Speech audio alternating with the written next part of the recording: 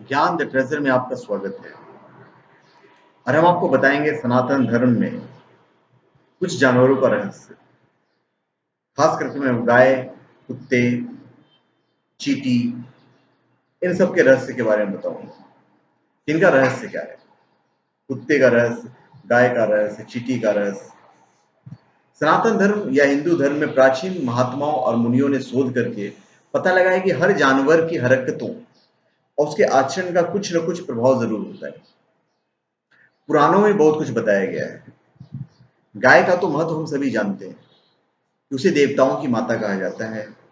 और क्यों गाय को पालने से घर में समृद्धि होती है, हम आपको बताएंगे कि गाय, कुत्ते, कौवे और चींटियों के रहस्य का प्रतिपादन पूरा पूरा प्रतिपादन करेंगे। हम सभी अपने विभिन्न स्रोतों से चीजों को इकट्ठा किया है, जो मैं आपके सामने रखने वाला हूं। गाय, कुत्ता, कौवा और चींटी क्यों हिंदू धर्म में महत्वपूर्ण माने गए हैं? इनको अन्न देने से क्या लाभ होगा? आखिर क्या है इनका रहस्य? गाय इसलिए पूजनीय है कि वह दूध देती है और इसके होने से हमारी सामाजिक पूर्ति होती है। जैसे मान्यता के अनुसार 84 लाख योनियों को सफर करके आत्मा अंतिम योनि के रूप में गाय बनती है। गाय लाखों योनियों का वह पड़ाव है जहां आत्मा विश्राम करके आगे की यात्रा शुरू करती है।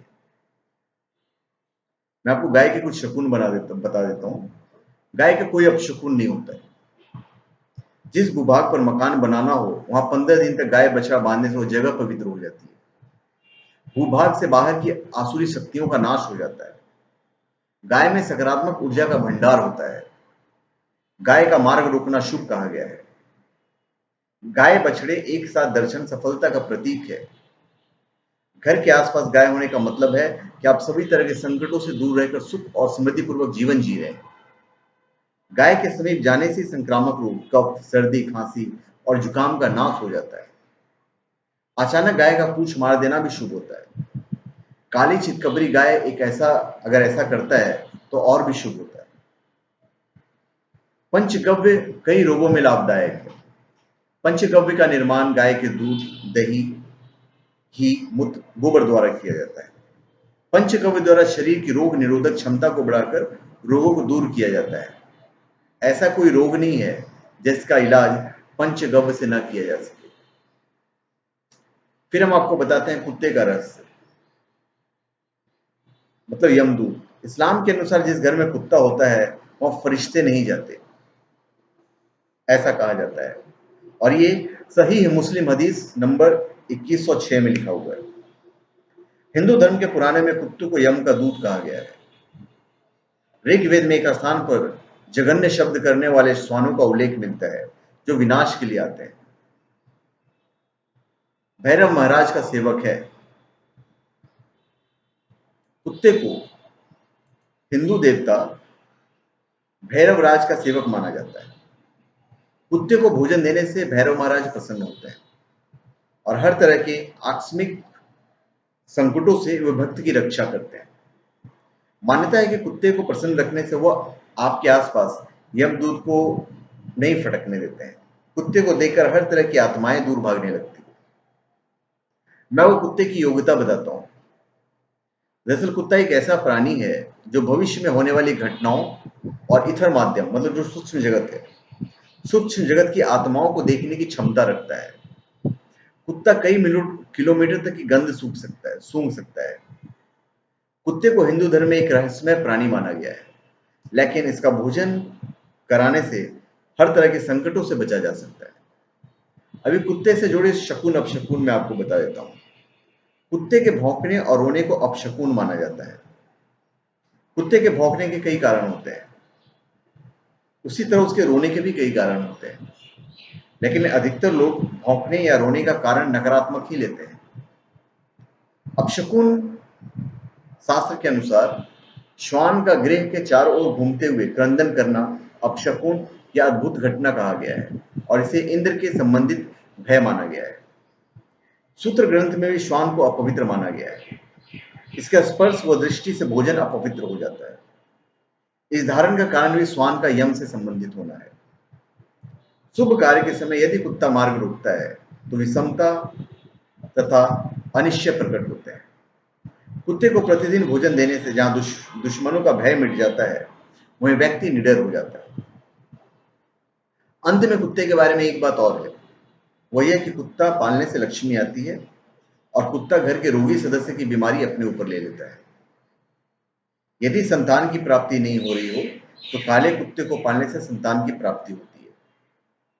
ज्योतिष के अनुसार केतु का प्रतीक है कुत्ता। कुत्ता पालने से या कुत्ते की सेवा करने से केतु का अशुभ प्रभाव समाप्त हो जाता है। पितृपक्ष में कुत्तों को मीठी रोटी खिलानी चाहिए। फिर हम आते हैं कौवे के बारे में, कौवे के रहस्य के बारे में। कौवे को अतिथि आगमन का सूचक और पितरों का आश्रम स्थल माना जाता है।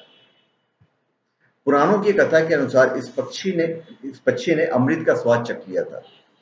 इसलिए मान्यता के अनुसार इस पक्षी की कभी स्वाभाविक मृत्यु नहीं होती है। कोई बीमारी या वृद्धावस्था से भी इसकी मौत नहीं होती है।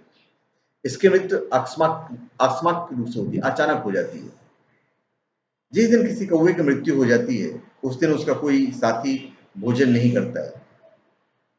कौवा अकेले में ही भोजन कभी नहीं खाता है, वो किसी साथी के साथ ही मिल बांटकर भोजन ग्रहण करता है। मैं आपको कौवे की योग्यता बताता हूँ। कौवा लगभग 20 इंच लंबा, गहरे काले रंग का पक्षी है, जिसके नर और मादा एक ही जैसे होते हैं। कौवा बगैर थके मीलों उड़ सकता है। कौवे को भविष्य में घटने वाली घटनाओं का पहले से ही आभास हो जाता है। फिर पितरों का आश्रय स्थल है। श्राद्ध पक्ष में कौवों का बहुत बड़ा महत्व माना गया है। इस पक्ष में कौवों को भोजन कराना अर्थात पितरों को भोजन कराना माना गया है। शास्त्रों के अनुसार कोई भी क्षमतावान आत्मा कौवे के शरीर में स्थित होकर विचरण कर सकती है। अभी कौवों को भोजन कराने के लाभ मैं आपको बताता हूँ। भादो महीने के 16 दिन कौवा हर घड़ी घर की छत का मेहमान बनता है। ये 16 दिन श्राद्ध पक्ष के दिन माने जाते हैं। कौवे एवं पीपल के पितृ प्रतीक माना जाता है। इस दिन कौवे को खाना खिलाना और पीपल को पानी पिलाकर पितरों को तृप्त किया जाता है। विष्णु पुराण में श्राद्ध पक्ष में भक्ति और विनम्रता से यथाशक्ति भोजन कराने की बात कही गई है। कौवे को पितरों का प्रतीक मानकर श्राद्ध पक्ष के 16 दिन तक भोजन कराया जाता है। माना जाता है कि कौवे के रूप में हमारे पूर्वज ही भोजन करते हैं। कौवे भी भोजन कराने से सभी तरह के पितृ और काल सर्प दोष दूर हो जाता है। अभी कौवे के शकुन और अपशकुन मैं आपको बता देता हूँ। शनि को प्रसन्न करना हो तो कौवों को भोजन कराना चाहिए। घर के मुंडेरे पर कौवा बोले तो मेहमान जरूर आते हैं। कौवा घर की उत्तर दिशा में बोले तो घर में लक्ष्मी आती है। पश्चिम में बोले तो मेहमान आते हैं। पूर्व में बोले तो शुभ समाचार आता है। दक्षिण में बोले तो बुरा समाचार आता है। कौवे को भोजन कराने से अनिष्ट व शत्रु का नाश होता है। अभी मैं आपको गाय का रहस्य बता देता हूँ। गाय का थलचर जंतुओं में सबसे ऊंचा स्थान है। पुराणों के अनुसार गाय में सभी देवताओं का वास माना गया है। गाय को किसी भी रूप में सताना घोर पाप माना गया है। उसकी हत्या करना तो नरक के द्वार को खोलने के समान है, जहां कई जन्मों तक दुख भोगना होता है। वैज्ञानिक कहते हैं कि गाय एकमात्र ऐसा प्राणी है जो ऑक्सीजन ग्रहण करता है और ऑक्सीजन ही छोड़ता है, जबकि मनुष्य सहित सभी प्राणी ऑक्सीजन लेते हैं और कार्बन डाइऑक्साइड छोड़ते हैं। पेड़ पौधे इसका ठीक उल्टा करते हैं। गाय ही व्यक्ति के मरने के बाद वैतरणी नदी पार कराती है। भारत में गाय को देवी का दर्जा प्राप्त है। गाय के भीतर देवताओं का वास माना गया है। दिवाली के दूसरे दिन गोवर्धन पूजा के अवसर पर गायों की विशेष पूजा की जाती है और उनका मोर पंख आदि से श्रृंगार किया जाता है। गाय समृद्धि देती है। अथर्ववेद के अनुसार धेनु सदानाम रैनाम अर्थात गाय समृद्धि का मूल स्रोत है। गाय समृद्धि एवं प्रचुरता का घोतक है। वह सृष्टि के पोषण का स्रोत है। वह जननी है। गाय के दूध कई तरह के प्रोडक्ट बनाने के उपयोग में आता है। गोबर से ईंधन व खाद मिलती है। इसके मूत्र से दवाएं और उर्वरक बनते हैं। अभी मैं आपको चींटी का रहस्य बताता हूँ। हर समय हम चींटियों को नजरअंदाज करते हैं, उन्हें पैरों तले कुचल देते हैं और उन्हें काटने वाली दृष्टि से अधिक कुछ नहीं समझते। किंतु चींटी बहुत ही मेहनती और एकता से रहने वाली जीव होती है। सामूहिक प्राणी होने के कारण चींटी सभी कार्यों को बांट कर करती है। इसमें नर चींटी की कोई भूमिका नहीं होती है। विश्व भर में चींटियों की लगभग 14,000 से अधिक प्रजातियां पाई जाती है। ये 1 किलोमीटर से लेकर 4 सेंटीमीटर तक की लंबाई की होती है। Sorry, 1 millimetre. ये 1 मिलीमीटर से लेकर 4 सेंटीमीटर तक की लंबाई की होती है। जिन चींटियों को हम सबसे अधिक पहचानते हैं वह है काली चींटी, मकोड़ा। पेड़ों पर रहने वाली लाल चींटी जो काटने के लिए मशहूर है, और छोटी काली चींटी जो गुड़ आदि मीठी चीजों की ओर अद्भुत आकर्षण दर्शाती है। मैं आपको चींटी की योग्यता बताता हूँ। चींटी के बारे में वैज्ञानिकों ने कई रहस्य उजागर किए हैं। चींटियां आपस में बातचीत करती हैं, वे नगर बनाती हैं और भंडारण की समुचित व्यवस्था करना जानती हैं। हमारे इंजीनियर से कहीं ज्यादा बेहतर होती हैं चींटियां। चींटियों का नेटवर्क दुनिया के अन्य नेटवर्क से कहीं बेहतर होता है। ये मिलकर एक पहाड़ को काटने की क्षमता रखती है। चींटियां शहर को स्वच्छ रखने में बहुत योगदान देती है, महत्वपूर्ण योगदान देती है।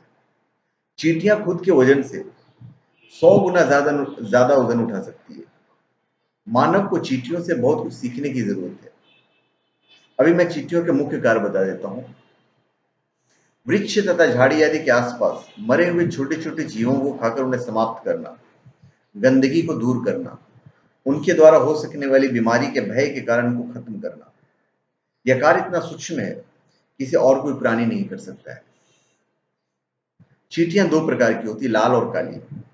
इसमें लाल को अशुभ और काली को शुभ माना गया है। दोनों ही तरह की चींटियों को आटा डालने की परंपरा प्राचीन काल से विद्यमान है। चींटियों को शक्कर मिलाकर आटा डालते रहने से व्यक्ति हर तरह के बंधन से मुक्त होता है। हजारों चींटियों को प्रतिदिन भोजन देने से ये चींटियां उक्त व्यक्ति को पहचान कर उसके प्रति अच्छे भाव रखने लगती है और उसको दुआएं देने लगती है।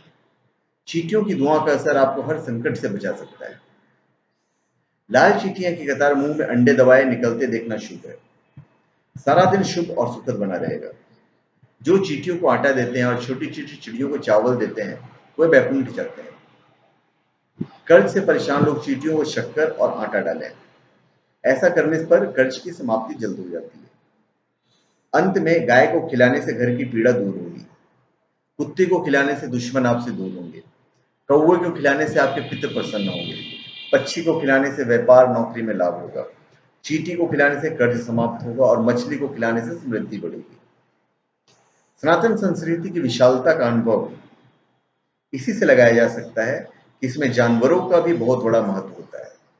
हमारे धर्म में हर जानवर को मुख्य माना जाता है। यह जानवर किसी न किसी तरह से किसी देवता की सवारी भी होता है। तो धन्यवाद। आप हमारे चैनल पर सब्सक्राइब करें और अपने कमेंट दीजिए। धन्यवाद। और आपको अगर किसी चीज की जानकारी चाहिए तो आप बेहिचक हमारे वीडियो के कमेंट बॉक्स के नीचे जो कमेंट बॉक्स होता है उसमें आप उसमें कमेंट लिख दीजिए। अगर उस चीज़ की मुझे जानकारी होगी तो मैं यथासंभव कोशिश करूंगा कि मैं वीडियो के जरिए वो जानकारी आप तक पहुंचा दूं। अगर आपको हमारा वीडियो अच्छा लगा है तो आप इसे लाइक कीजिएगा और इसे शेयर करने की कोशिश कीजिए और शेयर कर दीजिएगा ताकि जो ज्ञान हमसे आप तक पहुंचा है वो ज्ञान हम आपके द्वारा दूसरे लोगों तक पहुंचे। धन्यवाद। आप हमारे चैनल पर सब्सक्राइब करें और कमेंट दीजिए। धन्यवाद।